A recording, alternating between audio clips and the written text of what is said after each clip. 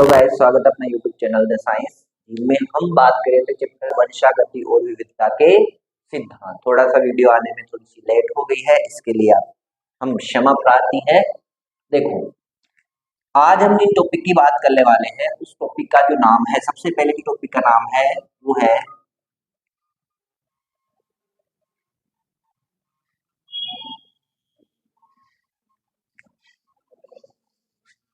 बहुजीनी वंशागति।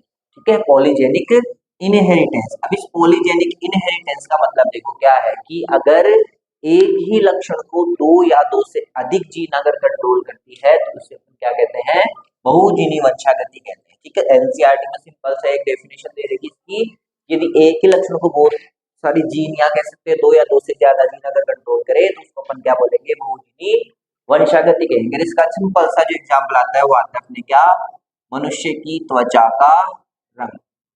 तो जो मनुष्य की जो स्किन है, अपनी जो स्किन का कलर है उसको कंट्रोल करने वाली जो जीन होती है कौन कौन सी होती है, ए बी और सी। तो कितनी जीन होगी, एक दो और तीन। तो देखो बहुत सारी जीन है लेकिन कैरेक्टर कितना है, एक ही है, मनुष्य की स्किन का कलर। तो उसको कंट्रोल करने वाली जीन तीन है, इसलिए किसमें आएगा, वो जीनी वंशागति। अब कैसे, जैसे मान लो अब अपने को पता है कि जीन है वो युग्म विकल्प यानी युग्म के रूप में पाई जाती है। अगर जीन ऐसे हो, double A double B double C, तो मनुष्य की जो त्वचा का रंग है वो कैसा होगा, गहरा होगा यानी कि डार्क होगा। और अगर मनुष्य की त्वचा में अगर इस प्रकार का जीनोटाइप पाया जाता है तो जो स्किन का कलर है वो कैसा होगा, हल्का होगा, कह सकते हैं फेयर होगा। और अगर इस प्रकार का अगर जीन प्रारूप पाया जाता है, जीनोटाइप पाया जाता है, capital A small A capital B small B capital C small C, तो जो मनुष्य की त्वचा का रंग है वो कैसा रहेगा, जो अपने इंडियन का होता है लगभग गेहुआ कलर रहेगा। ठीक है, ना तो ज्यादा गहरा और ना ज्यादा हल्का। तो ये थी अपने पास में क्या, बहुजीनी वंशागति, सिंपल सा छोटा सा। तो बात करें पर नेक्स्ट टॉपिक की, तो अपना नेक्स्ट टॉपिक आता है इस चैप्टर में, उसका नाम है क्या, लिंग निर्धारण। बोले तो सेक्स डिटर्मिनेशन, यानी कि किसी भी जीव के अंदर लिंग का निर्धारण किस प्रकार से होता है। अब आपके चैप्टर नंबर 5 में एनसीईआरटी में जो लिंग निर्धारण दे रखा है किस किस का दे रखा है, एक तो दे रखा है आपके किसमें, कीटों में, दूसरा दे रखा है आपके पक्षियों में, तीसरा है आपके किसमें, मधुमक्खी में। तो ये तीन आपके क्या दे रखे हैं, लिंग निर्धारण दे रखे हैं। तो अपन इन तीनों के अंदर लिंग निर्धारण की प्रक्रिया को समझेंगे। देखो सबसे पहले अपन बात करें किसकी, कीट की। क्या एग्जाम में क्वेश्चन आ गया कि कीटों में क्या समझाओ, लिंग निर्धारण की प्रक्रिया को समझाइए। तो सबसे पहले अपन बात करें कि जो कीट है उन कीटों के अंदर किस प्रकार का XO प्रकार का क्या पाया जाता है, लिंग निर्धारण पाया जाता है। लिंग निर्धारण से पहले अपन दो परिभाषा देख ले। वो एक तो क्या, एक तो होता है नर विषम युग्मकता और एक होती है मादा विषम युग्मकता। क्या मतलब है इन दोनों शब्दों का,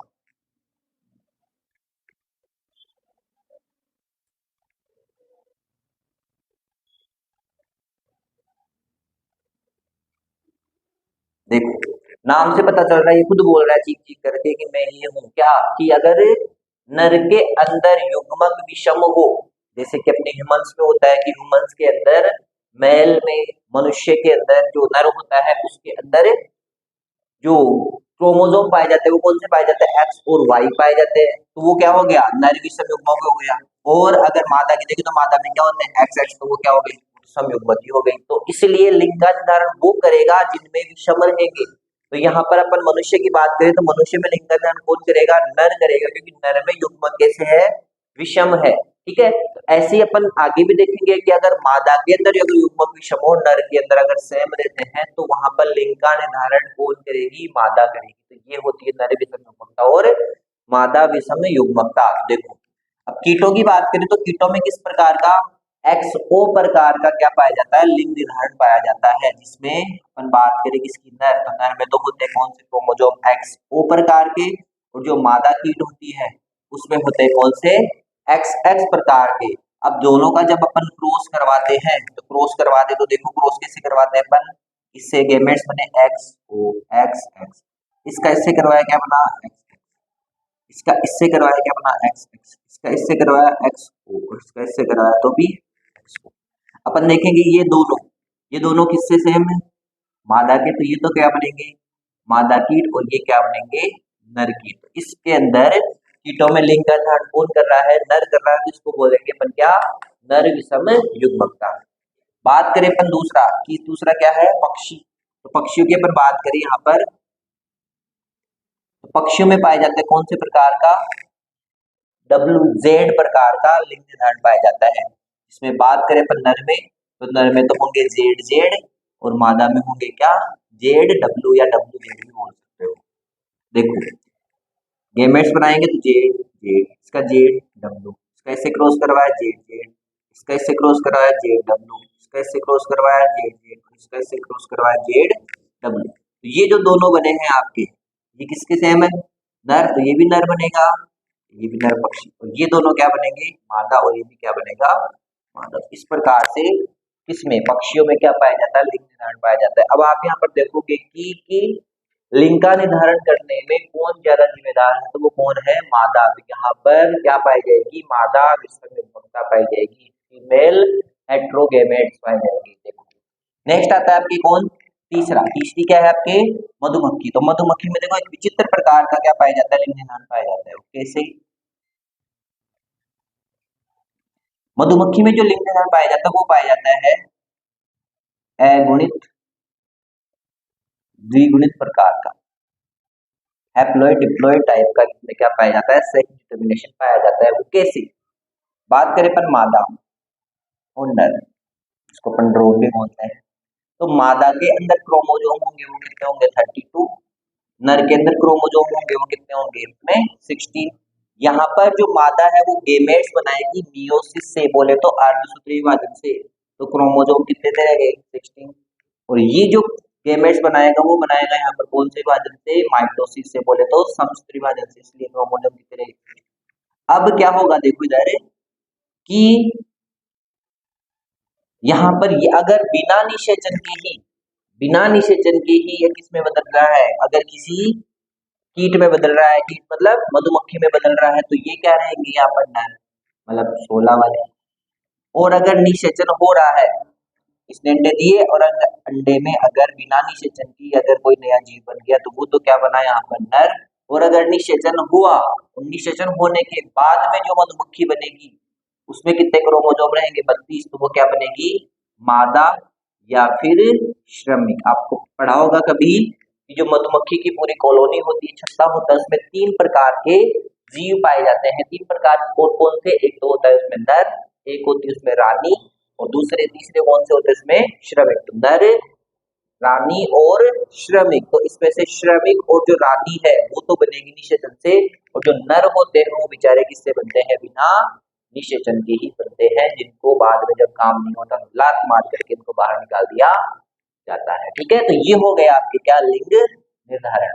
बात करें पर नेक्स्ट टॉपिक का नाम क्या है, उत्परिवर्तन, जिसको इंग्लिश में बोलते हैं क्या, म्यूटेशन। उत्परिवर्तन का मतलब देखो क्या होता है, उत्परिवर्तन का मतलब होता है अचानक से होने वाले परिवर्तन।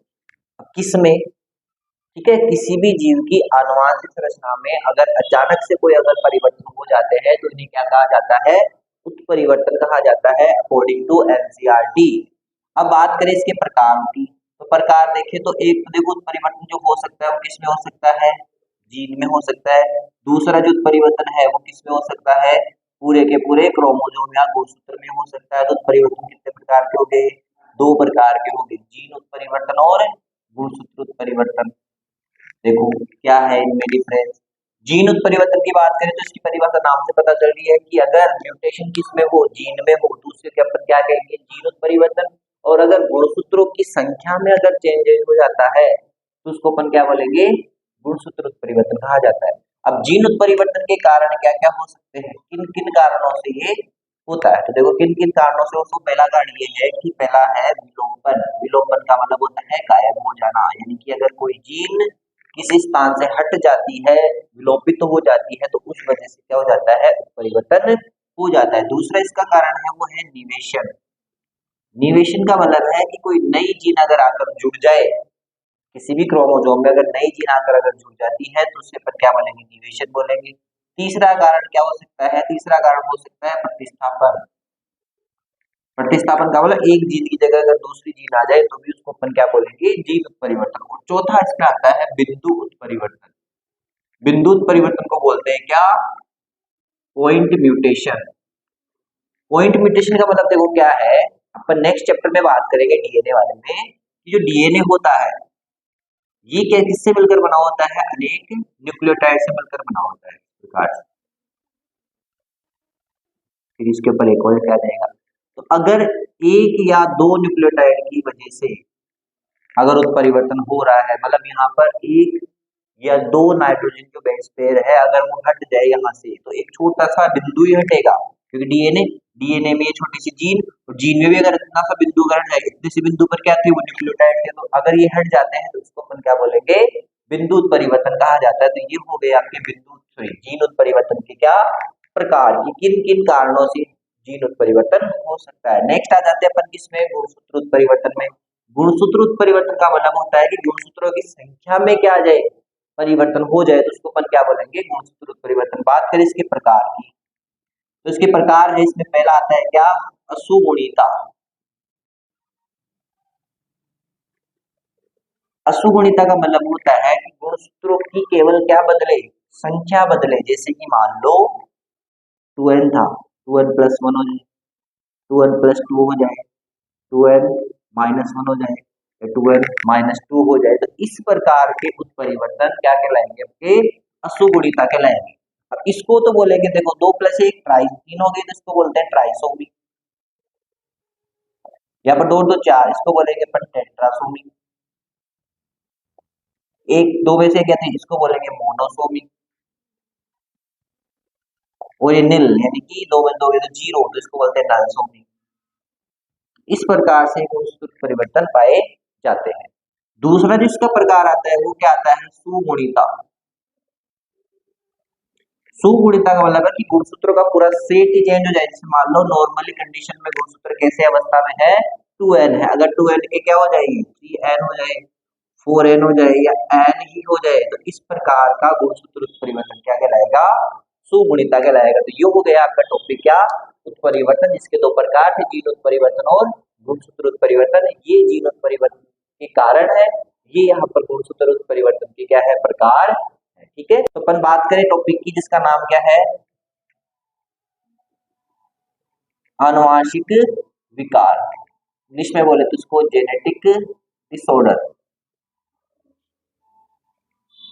जो जेनेटिक डिसऑर्डर है वो दो प्रकार के हो जाएंगे। दो प्रकार के कैसे, अभी अपन ने पढ़ा है, तो जीन उत्परिवर्तन होता है, गुणसूत्र उत्परिवर्तन होता है। तो जीनों के कारण जो उत्परिवर्तन होंगे, जीनों में उत्परिवर्तन के कारण जो विकार आएंगे उनको बोला जाएगा कौन से विकार, मेंडलीय विकार,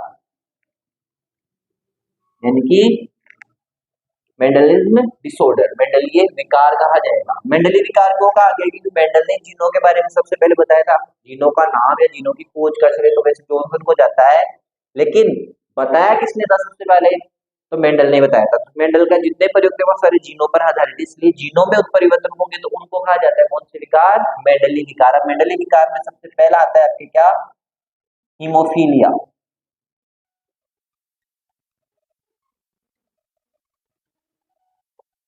ठीक है, अपने शाही दाल, शाही पनीर, और भी कुछ शाही वड़े से सुने होंगे, लेकिन अब ये आपने सुना होगा इसके बारे में, आप पहली बार सुन रहे हो, तो इसको बोलते हैं शाही रोग। क्या बोलते हैं, शाही रोग बोला जाता है। शाही रोग का मतलब बड़ा खानदानी रोग है, ठीक है ना, जिसको भी होता है तो बड़े भाग्यशाली होते हैं, है ना, ऐसी कोई बात नहीं है। शाही रोग क्यों कहा जाता है इसको, इसलिए कहा जाता है कि सबसे पहले इस रोग का जो पता था वो कहाँ की, इंग्लैंड की जो महारानी थी, जिसका नाम क्या था, विक्टोरिया। अब फर्स्ट थी, सेकंड थी, ठीक है, वो देख लेना।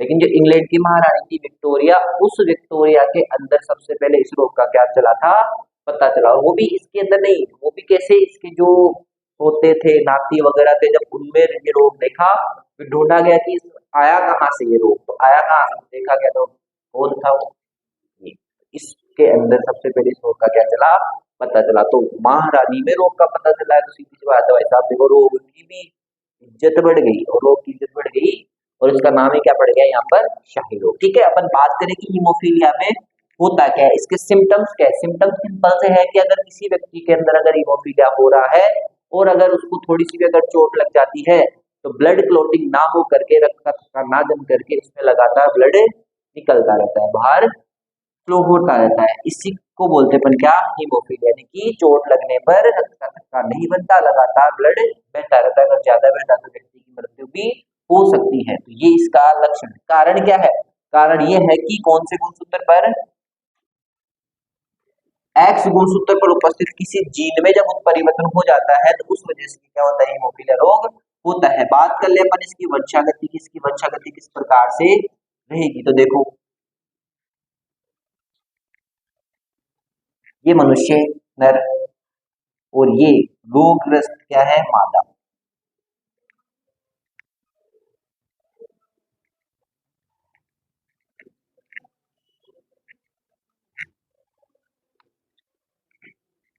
बात करें अपन इसकी क्या, वंशागति, वंशागति किस प्रकार से रहेगी। जैसे मान लो ये अपने पास में क्या है, एक सामान्य पुरुष है और ये क्या है, एक वाहक मादा है। अब इस पुरुष का विवाह इस स्त्री के साथ जब हुआ और जब इनका संकरण करवाया गया या संकरण हुआ, निश्चित प्रोसेस जब हुई, उस दौरान क्या हुआ, इससे भी गैमेट्स बने एक्स और वाई, इससे भी बने एक्स एक्स और एच। इससे ऐसे कराएंगे तो एक्स एक्स बना, इसका इससे कराया एक्स एक्स एच बना, इसका इससे कराया एक्स वाई बना, इसका इससे करवाया तो क्या बना, एच वाई। देखो, ये जो लड़की है, पुत्री है, वो कैसी रहेगी, सामान्य। ये कैसी रहेगी, वाहक। ये कैसा रहेगा, सामान्य। और ये बेचारा फंस गया, ये कैसा हो गया, रोग। अब बोलोगे सर ये क्यों नहीं हुई, ये सामान्य पुरुष था, ये वाहक स्त्री थी, नॉट रोगग्रस्त। क्या थी ये, वाहक स्त्री। ये जो पुत्री हुई तो देखो इसमें किसी में कुछ एच, एच का मतलब हीमोफीलिया नहीं लगा हुआ, तो ये सामान्य पुत्री है। ये क्या है, वाहक पुत्री है, ये सामान्य पुत्र है और ये रोगग्रस्त पुत्र है। तो ये क्यों नहीं हुई, ये रोगग्रस्त इसलिए नहीं हुई क्योंकि देखो इधर कौन से गुणसूत्र पर है, ये एक्स गुणसूत्र पर। और अपने को पता है कि जो फीमेल होती है, जो स्त्री होती है, उसके अंदर कितने, दो एक्स क्रोमोजोम पाए जाते हैं। तो दो एक्स क्रोमोजोम पाए जाता है, तो अगर ये मान लो ये प्रभावी भी हो गया तो इसको ये प्रभावी होने नहीं देता है। इस वजह से केवल वाहक का ही काम करती है, जबकि बेचारे पुरुष के पास कितनी एक्स है, सॉरी कितने क्रोमोजोम है, एक ही एक्स क्रोमोजोम है। इसलिए जो पुरुष है वो बेचारे क्या हो जाते हैं, रोगग्रस्त होता है, जबकि महिलाएं क्या होती है, इसकी केवल वाहक होती है। तो पूछ ले कि महिला इस रोग की वाहक क्यों होती है, रोगग्रस्त क्यों नहीं होती, तो बता सकते हो, because they have two X chromosome and कौन, पुरुष बेचारा ओनली हैव वन क्रोमोजोम, इसलिए रोगग्रस्त हो जाता है। ये रोगग्रस्त नहीं। तो ये हो गया आपके कौन सा रोग, हीमोफीलिया। नेक्स्ट जो दूसरा रोग है आपके, वो है दात्र कोशिका अरक्तता। इंग्लिश में बोलते हैं इसको सिकल सेल एनीमिया। देखो नाम से पता चल रहा है, क्या पता चल रहा है, कोशिका कैसी हो जाएगी, दात्र का मतलब सिक्कल, सिक्कल का मतलब क्या होती है, हंसिया, जिसको अपन मतलब खेतों में फसल वगैरह काटने के लिए काम में लेते हैं ना, इस प्रकार से जो आती है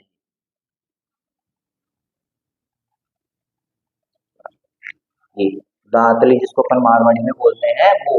ठीक है, तो जो सेल है और वो भी कौन सी, आरबीसी है, वो सिक्कल जैसी बन जाती है, किसके जैसी हो जाती है, सीधी सी बात है, सिक्कल जैसी बन जाएगी। आरबीसी की जब स्ट्रक्चर चेंज हो जाएगी तो आरबीसी की कमी, आरबीसी की कमी मतलब ब्लड की कमी, ब्लड की कमी मतलब एनीमिया, एनीमिया मतलब रक्तता, खून की क्या हो गई, कमी हो गई। अब ये क्यों हुआ ऐसा, इसका क्या रीजन है, इसका क्या रीजन है, देखो इसमें क्या होगा कि जो आरबीसी में क्या पाया जाता है, हीमोग्लोबिन पाया जाता है।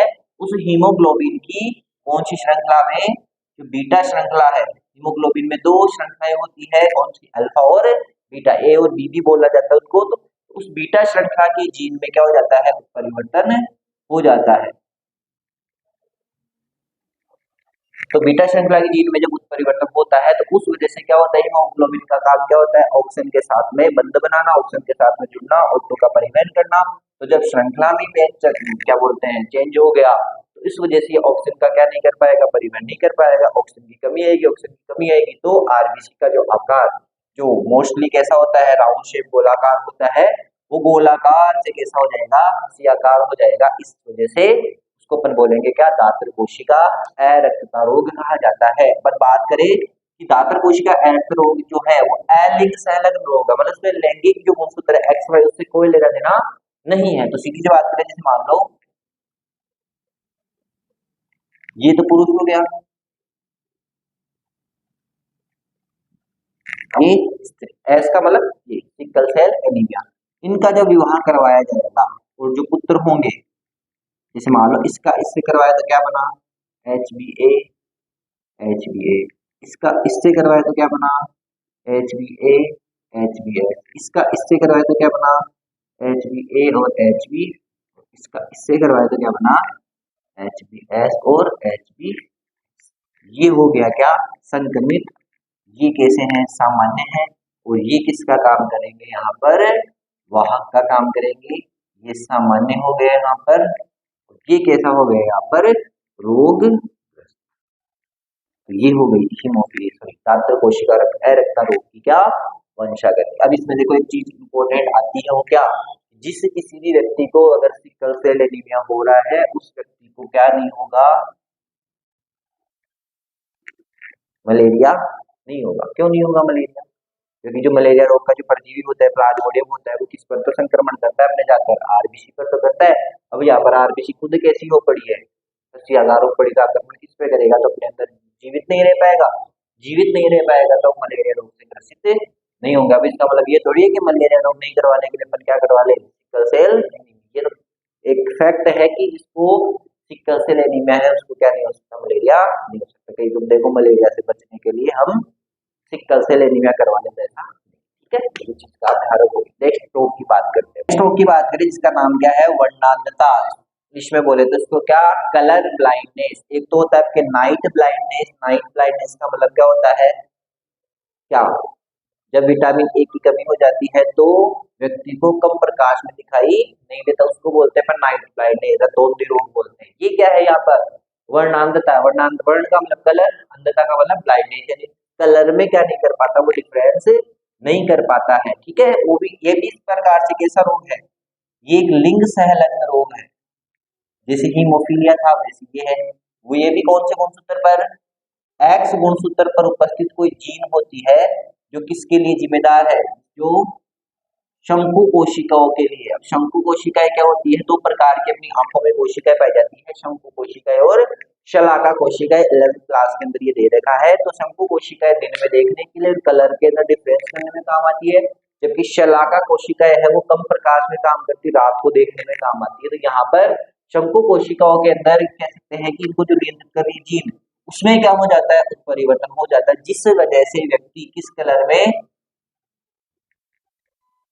लाल व नीले कलर में क्या नहीं कर पाता, विभेद नहीं कर पाता है। इसी को बोलते हैं क्या, वर्णांधता। इसकी वंशागति अगर अपन देखें तो ये तो हो गया बेचारा कौन, पुरुष, और ये हो गई अपनी क्या, वाहक स्त्री। सी का मतलब यहाँ पर क्या है, कलर ब्लाइंडनेस। जब इनका निषेचन होगा, तो निषेचन होगा तो क्या बनेंगे, एक्स एक्स, एक्स एक्स सी, एक्स वाई और एक्स सी वाई। ये क्या बनी, सामान्य पुत्री। ये क्या बनी, वाहक पुत्री, ठीक है ना, सॉरी हंसी है। और ये अपने पास में, ये क्या बना अपने पास में, सामान्य पुत्र। और ये फंस गया बेचारा, ये कैसा हो गया, रोगग्रस्त हो गया। क्यों हुआ, क्योंकि देखो वही कारण, यहाँ पर किसकी वजह से हो रहा है, ये एक्स क्रोमोसोम की वजह से हो रहा है। महिलाओं ने कितने पास, महिलाओं के पास कितने क्रोमोसोम है, दो एक्स क्रोमोसोम है यहाँ, ठीक है। और जबकि पुरुष के पास एक ही एक्स क्रोमोसोम है। इस वजह से क्या हो पाया कि मनुष्य जो पुरुष था वो तो रोगग्रस्त हो गया, महिला यहाँ पर रोगग्रस्त नहीं हो पाई। तो ये हो गया आपकी कौन सा रोग, वर्णांधता और उसकी वंशागति। बात करें पर नेक्स्ट रोग की, नेक्स्ट रोग की बात करें तो नेक्स्ट रोग का नाम है आपके क्या, फिनाइल कीटोनूरिया क्या होता है, देखो फिनाइल कीटोनूरिया।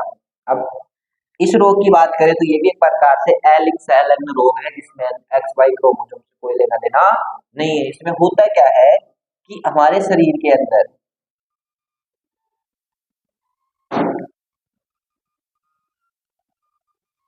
फिनाइल एलेनिन जो पदार्थ है वो किसमें बदलता है, टाइरोसिन में बदलता है। फिनाइल एलेनिन अपने लिए थोड़ा सा हानिकारक है, टायरोसिन अपने लिए हानिकारक नहीं है। तो इसको इसमें बदलने वाला क्या होता है, एक एंजाइम, और उस एंजाइम का नाम है फिनाइल एलेनिन हाइड्रोक्सिलेज। ठीक है, फिनाइल एलेनिन को टायरोसिन में बदलने वाले एंजाइम का नाम क्या है, फिनाइल एलेनिन हाइड्रोक्सिलेज। अब होगा क्या इसमें कि अपने को पता है कि कोई भी अपने शरीर में अगर एंजाइम निकल रहा है, कोई प्रोटीन बन रहा है, कोई मतलब क्या बोलते हैं हार्मोन बन रहे हैं, उन सबको बनाने के लिए कौन जिम्मेदार है, जीन। तो वैसे ही इस एंजाइम को बनाने वाली जो जीन है, जब उसमें परिवर्तन हो जाएगा तो ये एंजाइम नहीं बनेगा। अच्छा, ये एंजाइम नहीं बनेगा तो फिनाइल एलेनिन इसमें कन्वर्ट नहीं होगा, टायरोसिन में कन्वर्ट नहीं होगा। टायरोसिन में कन्वर्ट नहीं होगा तो इसकी जो मात्रा है वो लगातार अपनी बॉडी में क्या होती रहेगी, बढ़ती रहेगी, और ये जाकर अपने मस्तिष्क में जमा हो जाता है, जिसकी वजह से थोड़ी सी मंद बुद्धि भी हो जाती है, इसके लक्षण है। इसके अलावा क्या होगा, जब इसकी मात्रा शरीर में बढ़ेगी तो इसका अवशोषण नहीं हो पाएगा। अवशोषण नहीं हो पाएगा तो ये किसके साथ में, इसके साथ में मूत्र के साथ में शरीर के साथ क्या होता है, ये सर्जित होता है। तो इस रोग से ग्रसित जो व्यक्ति है उनके मूत्र के साथ में फिनाइल एल्डीन उत्सर्जित होता है, और मस्तिष्क में जमा होने के कारण से जो व्यक्ति है वो कैसा होता है, थोड़ा मंद बुद्धि का या अल्प बुद्धि का थोड़ा सा हो जाता है। ये हो गया आपकी क्या, फिनाइल कीटोनूरिया। ठीक है, बात करें अपन नेक्स्ट रोग। नेक्स्ट जो 5वां नंबर का जो रोग है उसका नाम है थैलेसीमिया।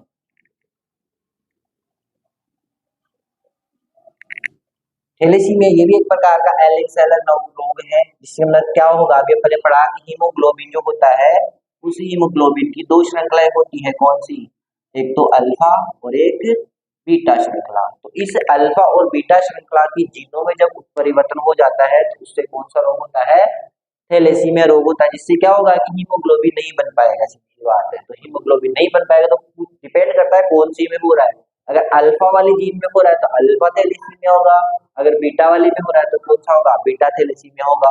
बात करें अपन अल्फा वाले की, तो अल्फा वाले की जो जिम्मेदार होती है वो कौन से, 16वें गुणसूत्र पर उपस्थित जीन, और बीटा के लेकर बात करें तो वो कौन से, 11वें नंबर पर उपस्थित जीन। क्या है इसका मतलब, इसका मतलब ये है कि हीमोग्लोबिन की जो अल्फा श्रृंखला है, अगर उसके अंदर 16वें गुणसूत्र पर उपस्थित जीन के अंदर अगर परिवर्तन हो रहा है तो कौन सा होगा, अल्फा थैलेसीमिया। और अगर 11वें नंबर की गुणसूत्र पर उपस्थित जीन में अगर परिवर्तन हो रहा है तो उससे क्या होगा, बीटा थैलेसीमिया होगा, जिसके अंदर अपनी बॉडी के अंदर हीमोग्लोबिन की मात्रा थोड़ी सी क्या हो जाती है, कम हो जाती है। ये हो गया आपके क्या, मेंडलीय विकार सारे कंप्लीट। नेक्स्ट जो विकार आते हैं वो आते हैं आपके कौन से, गुणसूत्रीय विकार।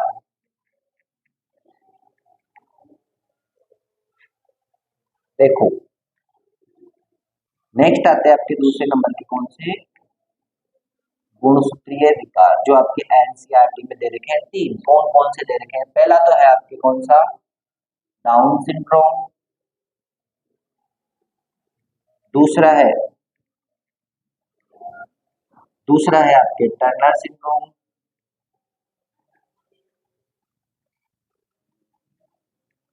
और तीसरे है आपके कौन सा,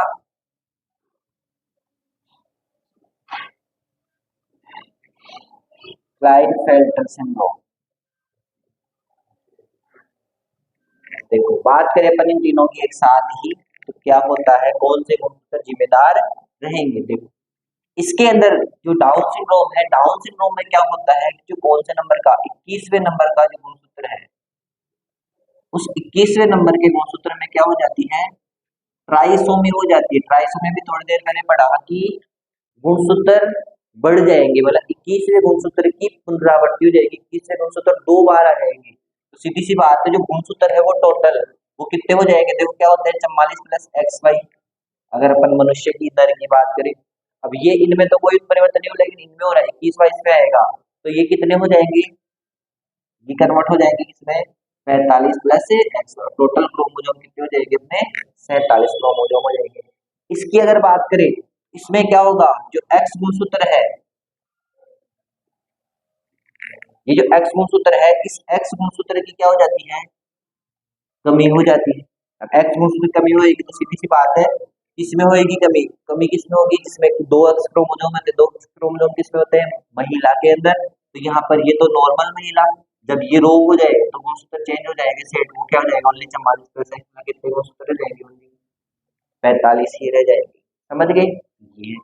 इसमें बात करें तो इसमें क्या होगा कि एक्स गुणसूत्र है, उस एक्स गुणसूत्र की क्या हो जाएगी, ट्राइसोमी हो जाएगी, मतलब एक्स गुणसूत्र की पुनरावृत्ति हो जाएगी।